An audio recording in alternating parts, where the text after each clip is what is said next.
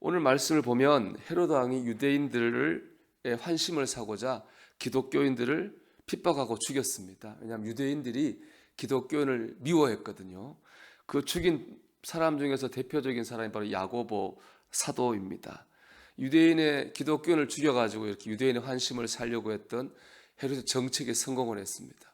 헤롯을 반대하던 유대인들도 기독교인 죽이는 것 보고는 헤롯을 지지하기 시작했거든요. 여기에 이제 막 힘을 얻은 헤롯이 다른 기독교인들도 막 잡아들이기 시작해요. 그 중에 또 베드로도 잡히게 됐습니다. 교회 공동체는 잡힌 베드로를 위해서 간절히 기도했습니다. 그때 하나님께 천사를 보내서 베드로를 구출하셨습니다. 이것이 본문의 내용인데요. 오늘 본문이 주는 음성은 첫째는 뭐냐? 인간적인 눈으로 내 믿음도 다른 사람 믿음도 판단해서는 안 된다는 거예요. 오늘 말씀 보면 똑같이 헤롯에게 잡혔지만은 야고보 사도는 죽었고요. 베드로는 살았습니다. 인간적으로 보면 야고보는 안 됐고요. 베드로는 잘 됐습니다. 그럼 하나님께서 베드로는 사랑하셨는데 야고보는 사랑하시지 않은 겁니까? 절대로 그렇지 않습니다. 하나님은 분명히 야고보 사도도 사랑하셨습니다.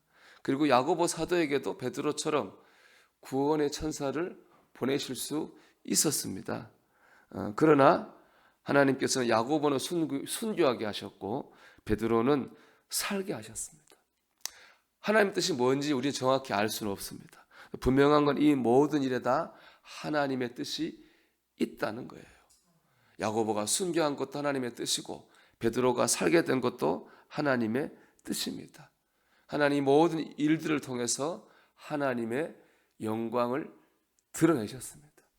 여러분, 복음을 위해서 죽는 것도 하나님의 영광이 드러난 일인 것이고 복음의 능력으로 사는 것도 하나님의 영광을 드러내는 일인 줄로 믿습니다. 그런데 우리는 생활 속에서 자칫 인간적인 눈으로 믿음을 판단할 때가 있습니다. 세상적으로 잘 살면 믿음 생활을 잘하는가 보다 생각을 하고 세상적으로 좀 어려움을 닥치는 삶을 살면은 뭔가 영적인데 문제가 있어서 하나님 복 주시지 않는 거 아닌가 그런 생각을 하기도 합니다. 여러분, 내 자신을 그렇게 판단해서도 안 되고 더더구나 다른 사람을 그런 눈으로 판단해서는 더더욱 안 됩니다. 그건 철저하게 인간적인 눈이고 세상적인 관점이에요. 우리 기독교 역사를 보면 베드로가 지금은 살았지만은 나중에는 십자가에 거꾸로 매달려 순교함으로 삶을 마감하게 됩니다.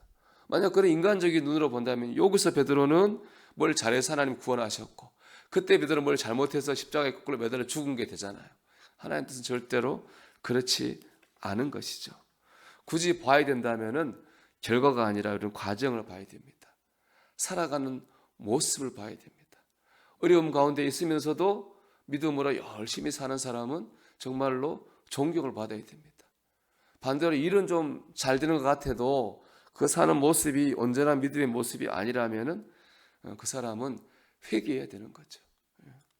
내가 지금 어렵다 해가지고 영적으로 낙심하거나 실망할 필요는 없습니다. 우리가 또한 악한 이들의 형통을 부러워할 필요도 없습니다. 우리는 하나님 앞에서 순간순간을 믿음으로 잘 살아내면 되는 것입니다. 그때 하나님께서 우리를 통해 뜻을 이루시고 하나님의 영광을 드러내실 줄로 믿습니다. 두 번째로 결과는 하나님께 맡기고 우리 믿음으로 기도해야 됩니다.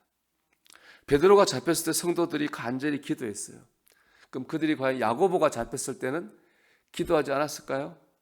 그렇지 않을 겁니다. 야고보가 잡혔을 때 똑같이 간절히 기도했을 거예요. 그런데 그들의 기도와 반대로 야고보 사도는 순교했잖아요. 그때 이런 문제는 기도하면 안 되는가 보다 라고 낙심할 수도 있었을 거예요. 그러나 그들은 낙심하지 않고 베드로가 잡혔을 때도 똑같이 간절히 기도했습니다. 그 결과 베드로는 하나님 보낸 사자를 통해서 구원을 받았습니다. 오늘 본문을 보면 베드로가요 문을 3개를 통과하거든요. 그러니까 3중으로 되어 있는 감옥에 갇혀 있었다는 얘기예요. 거기다 16명이 4개 조를 짜가지고 베드로를 감시했어요. 4명이 밖에서 베드로를 감시했다는 얘기거든요. 또 심지어 잘 때도 양쪽에서 군인이 베드로를 딱 끼고 잤어요. 안에서도. 그래도 손발은 쇠사슬로 다 묶여 있었습니다. 성경이 모든 걸 세밀하게 묘사해요. 그럼에도 불구하고 하나님이 베드로를 구원하셨습니다. 이 모든 어려움에도 하나님이 구원하셨다고 하는 것을 강조하고 있는 겁니다.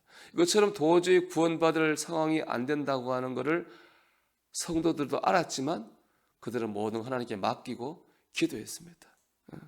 그 결과 하나님 역사하셨고, 하나님 역사하시니까 삼중의 철문도 16명의 파수꾼도 양쪽에 끼던 로마 군인들도 쇠사슬도 베드로를 막지 못했습니다.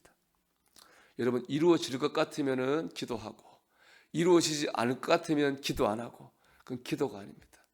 기도는 결과를 하나님께 다 맡기고 믿음으로 기도하는 게 바로 기도인 줄 믿습니다. 하나님이 된다 하시면 되는 거고 하나님이 안 된다 하시면 안 되는 거죠. 야고보가 죽었다고 베드로까지 죽는 건 아닙니다. 야고보는 죽었지만 베드로는 살았습니다. 어제 이루어지지 않았다 그래가지고 오늘도 이루어지지 않는 것은 아닙니다. 모든 것은 다 하나님의 손에 달려 있습니다. 그렇기 때문에 우리는 하나님께 모든 걸 맡기고 하나님의 선하심을 믿고 구하고 또 구해야 됩니다. 의지하고 또 의지해야 됩니다. 그때 하나님 역사하시는 것을 보게 될 줄로 믿습니다. 여러분, 인간적으로 판단해서는 안 됩니다. 모든 하나님께 맡기고 믿음으로 기도하십시오. 그런데 하나님의 뜻을 이루고 하나님의 영광을 체험하고 드러내는 저와 여러분이 되기를 주의 이름으로 축원합니다.